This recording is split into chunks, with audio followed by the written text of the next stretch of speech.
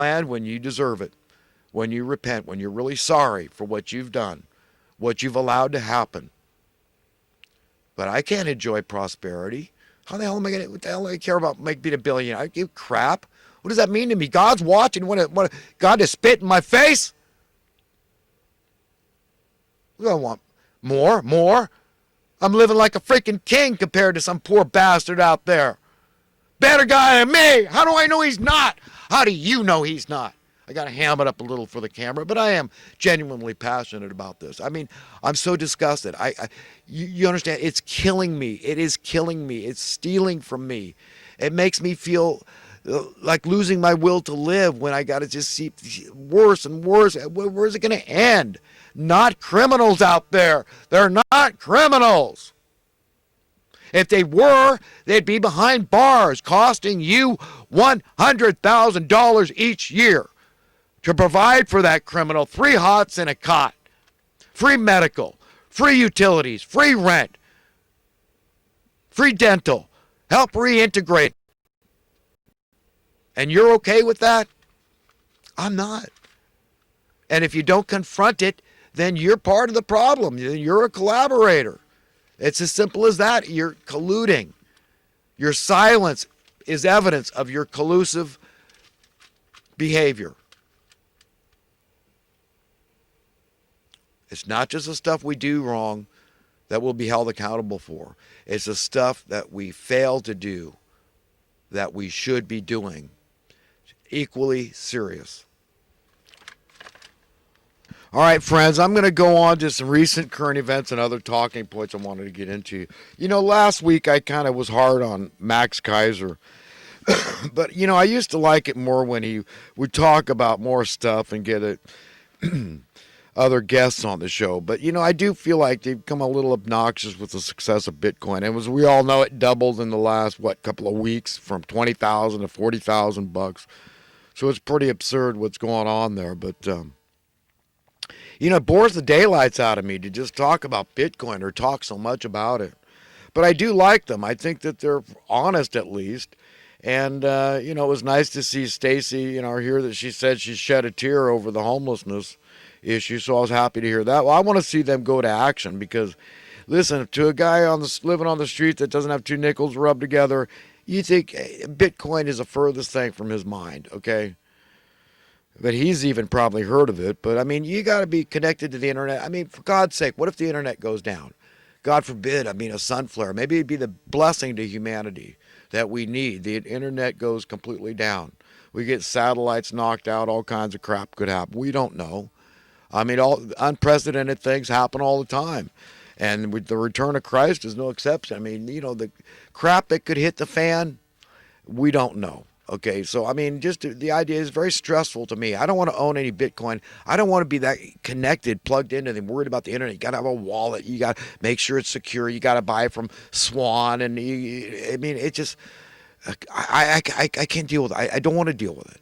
Okay, it's just nuts. But you know what? To each his own. And I'm not condemning Max Kaiser. I had to apologize because I felt guilty all week about what I said. You know, I like them. I guess I misspoke. You know, I sometimes say things off the cuff, but I do actually like Max, and I would like to be his friend. I mean, but I'm not a yes man. See, that's a good thing about me. You know, you got a friend in me.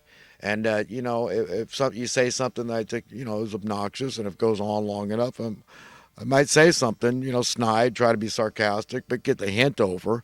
You know, if we're close friends and see each other on a fairly regular basis. I mean, I'm fairly good friends with a lot of people. People I just see, people, you know, you do business with and other things you see regularly. I mean, I make friends wherever I go. I like to have friends. I don't want any enemies.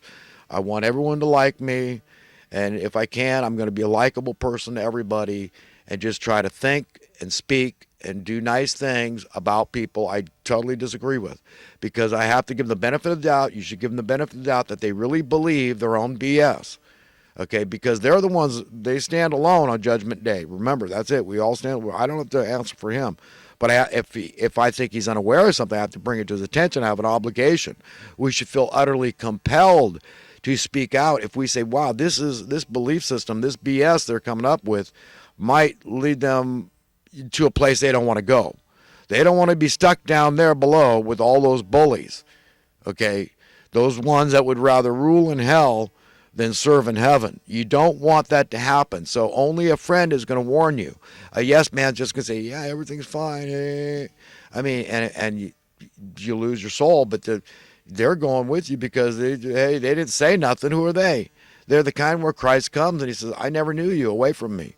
You're a yes man. You're nobody's friend. How can you be a friend of God if you haven't learned to be a friend of man? And to be a friend of man, you've got to sometimes give constructive criticism. No, you don't want to. No, it doesn't make you feel like big man on campus. It doesn't give your ego a boost. Not if you're correcting in the right spirit, with the right attitude, to make it palatable, to make it effective. Because you really want people to adopt reality. I mean, essentially, that's what you're doing. You're taking it from God and saying it's all simple. So if you're being dishonest, or you really are sincerely deluded, you don't get it. But your BS is off track. Your belief system is off track. And here's where it's going to land you, or potentially could land you. I don't own you, so I'm not your judge. I don't want to condemn anyone. I don't want to judge anyone, because with the measure I judge, I too shall be judged. So you get all these truths and you put it all together and you go, oh my God, this is a big deal. This is about eternal salvation, where we go from here.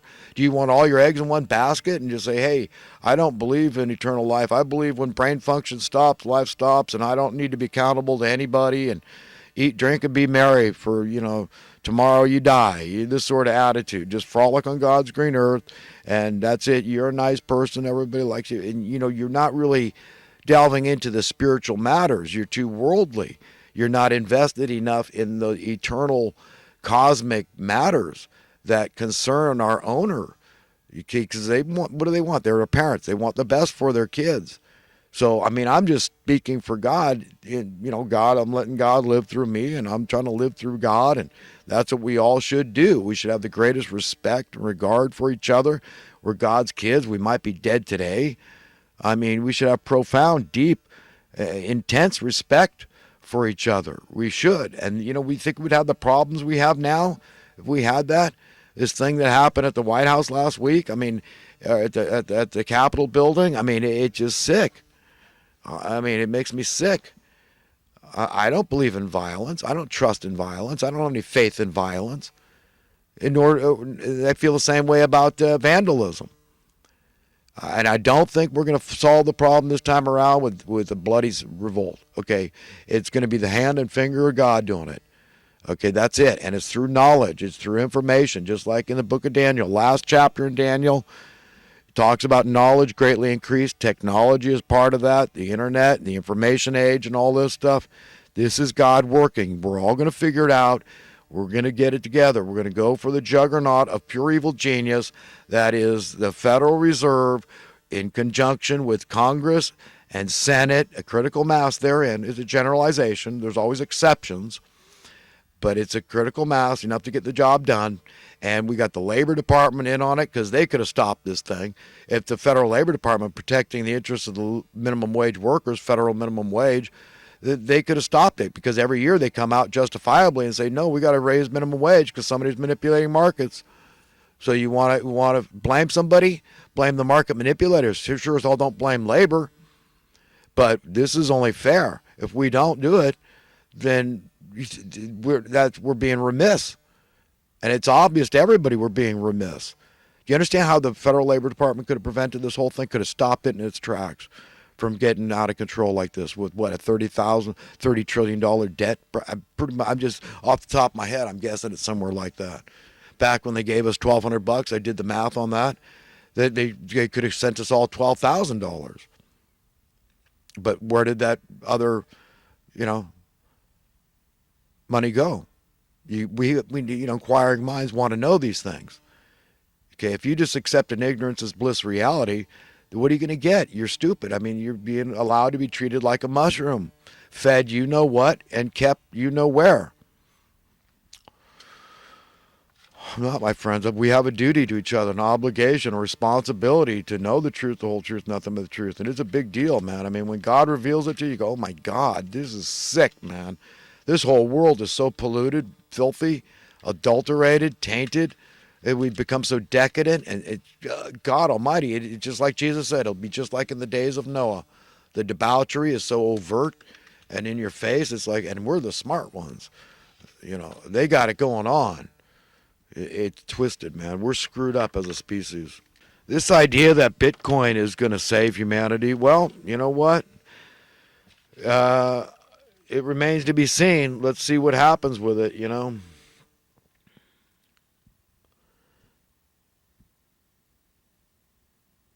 Yeah, the mainstream media bandies this term democracy around, and it reminds me of the '08 bailout. I'll never forget that. What 90+% of the American people opposed it, and then we're going to call this a democracy, but actually it's a constitutional or representative republic, federal republic. So it's really not even a democracy, and a democracy is a big fat fly in the ointment. That is 51% of the people, just to use an analogy, could vote to enslave the other 49%. Do you understand? There's a problem with a democracy.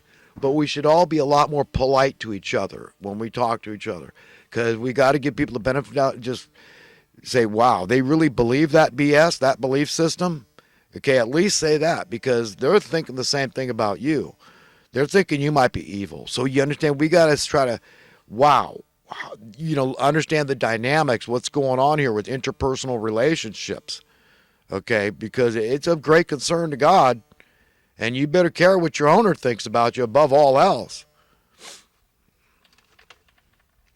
They've been talking about impeaching Trump. Remember Maxine Waters screaming and yelling that Russia, Russia, impeach Trump? And it turned out it was just completely baseless. And now it's impeach Trump. Maybe he incited this riot at the Capitol building. So what's new? I saw this guy, Norman Lear, on the CBS Sunday Morning this last week. I really like this guy. He's got a really good spirit. He's a really nice, intelligent human being.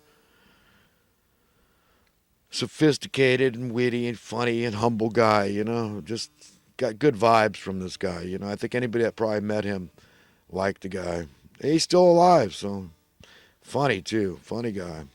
One thing is certain about me. If I say anything off the cuff and mean to somebody, my conscience will be stricken, and you will find me apologizing. And it happens. I don't like to be wrong and do some stupid things, say stupid things, think stupid things, behave in a stupid way. But it happens. I'm a human just like you. That's why I say, if you want slack, you need slack, you got to be willing to give it. Some years ago when I had my California real estate license, because I wanted to develop truly affordable housing, and I asked my broker, Mike Hill, over at the North State Real Estate, this was back in 2006, I said, Mike, can I buy this apartment building and then go in there and just lower the rents, if even a little, to give some relief to the tenants? Because I wanted to do this, buy apartments and slowly let people own them themselves, and render the rent minimal nominal fee. And Mike said, oh, straight up no. I mean, he was kind of floored by my question, I think, even. Trump's downfall, I think we could fairly call it that, is that I blame aspartame. If you look up what aspartame is and look up what Dr. Russell Blaylock, the renowned brain surgeon, so I'm not just making this stuff up, I'm getting it from very reliable sources, causes brain damage. And Trump, purportedly, from what I heard, I don't know why anybody would start a rumor like that he drinks about a 6-pack of diet soda pop a day, or at least he had been. I don't know if a little bird got to him and told him the warning I was putting out there, but man, that's brain damage territory. And everything else. Read what Dr. Russell Blaylock says about aspartame. Don't listen to me. Do your own research. But a few points is that, I'm not a yes man, and I've never been a yes man for Trump. Everybody that's listened to me over the last 4 years can say that. It's not true. I can barely answer for the stupidity that comes out of my own mouth, which starts in my own heart and mind, okay? And much less anybody else's. I can't do it. I cannot accept responsibility for Trump or anybody else that says stupid things or does stupid things. And it starts, again, by thinking stupid things in your heart and mind. But the evidence of brain damage was, one, the way he treated the mainstream media, the way he was berating them and condemning the mainstream media right off. I mean, come on, he knows that he could have them eaten out of his hand and he'd be easy, a shoe-in. So for a smart guy like that to have not realized he need to suck it up a little bit and just pretend like he could trust him. Come on, that was poor acting, Trump. So that shows brain damage right there. And then during the debate that he had with Biden, he didn't mention the fact that Biden was a patsy for Obama, and Obama was very instrumental in pushing out through that bailout. That right there would have given him a lot of brownie points in the debate. He didn't do that. Brain damage. I mean, that's evidence. I'm pointing to evidence that there's something wrong with Trump. Something's not right in his brain. Okay, and the other thing here, number 3, is his stand on Black Lives Matter. Immediately, he should have embraced the concept.